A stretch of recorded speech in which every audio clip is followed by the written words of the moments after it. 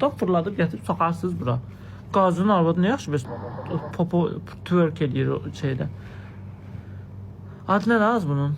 Nərmin? Nədir o qızın adı? Nərmin. Nərmin yazıram, Nərmin Mürsəlli gəlir. Məndə məşhur Nərmin yoxdur. Budur, bu. Budur araba, 50 araba. Biraz yuxarı qaldır qızım, yaxşı görsənmir. Biz eləsək, yırtarsınız ağzımızı. Nə oldu? Qazi arvadı götün başına aça bilir.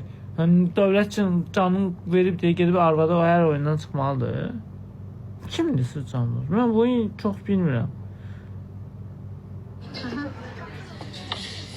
Aytat. Necədir? Süpersən.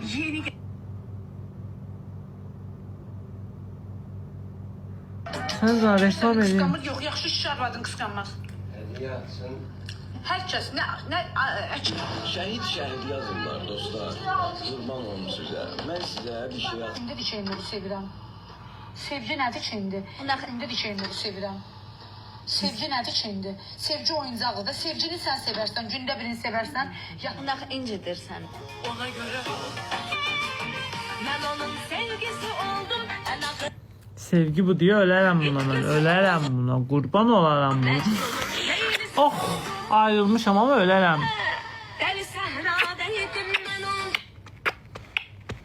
Ölərəm sənə həyatım. Aşkım, kucum. Ölərəm buna mən, ölərəm. Hər şeyimdir o mənim.